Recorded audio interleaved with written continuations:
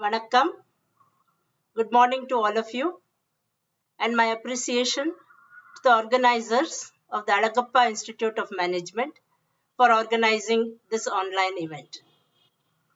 At the outset, let me congratulate the 26th and 27th batch of MBA scholars for successfully crossing the threshold and entering the world of professional education.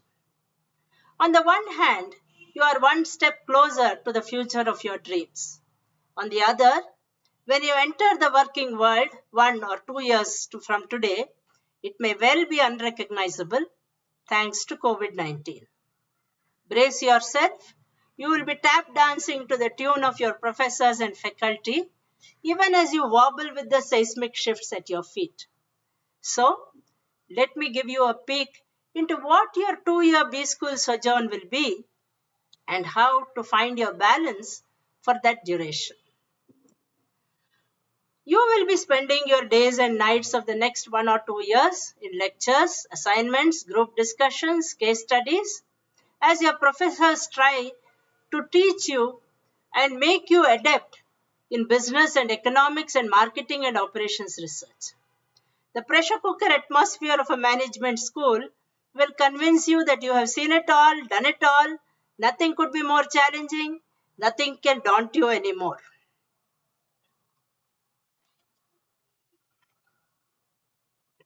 You could not be more wrong. For all its hectic pace and agitated virtual classroom fireworks, you will, in the next 2 years, be living in a cocoon of privilege and a bubble of simulation. Despite its attempts at comprehensiveness, there are aspects that management education has simply failed to address. Even where it tries to do so, the westernized and Americanized curricula blinkers both student and teacher. When you are enthralled with the magic of markets, it takes some independence of thought and effort of will to realize that most of your fellow countrymen have little hope of actually entering that market. Since December 2019, these shifts have become more immediate, and living and working in a Covidien world has brought its own set of challenges. I recall Hamlet's words to Horatio in Shakespeare's play Hamlet. There are more things in heaven and earth, Horatio, than are dreamt of in your philosophy. This is true of management education, in fact, of most higher education in our country. What should management education be? Should it prepare you for a life in a corner office or for life in its totality, richness, and variety? Whether you will emerge from these portals as an efficient manager, a great leader, or a well-rounded human being depends mostly on you. Let me give you a few pointers to help you along your way. My first suggestion to you is do a reality check every day. Whatever you read, whatever you are taught, reference it to the world you know. Many lessons that our textbooks teach us may not be valid in an Indian scenario. Ask yourself why. When I was in IIM Bangalore as a master's scholar, India was discovering good packaging. Stylish packaging was all the rage.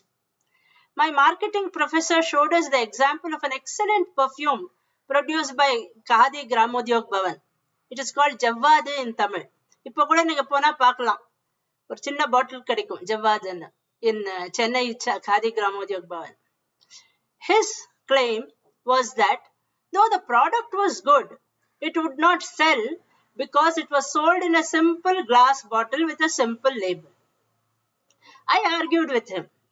My contention was that the excellence of the product was more critical to attract the intelligent customer, regardless of the packaging. Today, the world is coming round to my point of view. In a cost-cutting scenario, over-packaging is considered superfluous and environmentally unfriendly. Superficialities, and I am not just talking about fancy packaging here, become even easier to market in a scenario of online commerce, which will expand even more in an era of social distancing and lockdowns. So, Every theory you study, cross-check it with what you know, with your experience. Test it against the touchstone of actuality. Develop models that work for the Indian reality. Second, you need to prepare yourself to face the challenges of the working world. Whether you are new to the workplace or a seasoned employee, problems occur at work. We live, work, and study in a hyper-competitive world. We believe that the best way to get ahead is to pull down our peers. Very soon, everyone's energy is spent in safeguarding themselves and intriguing against others. When we fail, and fail we inevitably will, frustration and depression follow. Managers burn out in their early 40s. You will enter the working world at a time when COVID-19 has brought fresh challenges. It looks likely that the brick and mortar organization with a cohort employee group will be replaced by loose networks of freelancers in a gig economy. You may not belong to a McKinsey or a Wipro. Instead, you may well peddle your expertise across different organizations and earn remuneration from all of them. Like a doctor, he is attached to one hospital, but he is consulting in many hospitals and he is paid by all those hospitals. A gig economy necessitates that our work environment becomes more collaborative than competitive, with a greater acceptance of mistakes, with a consultative process of decision making, and a focus on those time-tested values our parents practiced but we have forgotten. Hard work, contentment, persistence, self-reliance, resilience. These will stand you in good stead in the ups and downs of your career. Finally, realize that you have a greater responsibility. You are fortunate that you are here. You are fortunate to get a professional education in AIM. It feels good to be a big fish in a small pond. But unless the pond is rejuvenated by your contribution, it will run dry, and fish both big and small will simply cease to exist. The immediate future, as you complete your MBA and step out into the working world, will see a widening of economic inequality and a sharpening of the digital divide. Let us say you get into education technology. What is the point of being an edutech executive if over 50% of your students do not have internet access? After all, technology should be a tide that raises all boats, not just one boat, yours. Give back, therefore, in any way you can. Adopt a village, educate a child, each one teach one, volunteer for the NSS. There are multiple ways in which you can simultaneously give and grow as a human being. Explore these opportunities and practice them without self-promotion or publicity. Hold on to your integrity for all your worth. Ethics is taught in the classroom nowadays, but for you it should go beyond into every decision that you make, every step that you take. So, just 3 messages for you today. Do a reality check. Prepare yourself for a changed working world and give back to society.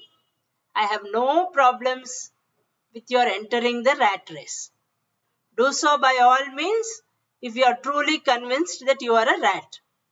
But I don't believe that you are here to become rats. I believe that you are destined for greater things, to be great leaders, great human beings. Fulfill that promise of your greatness. Good luck and thank you all. Jai Hind.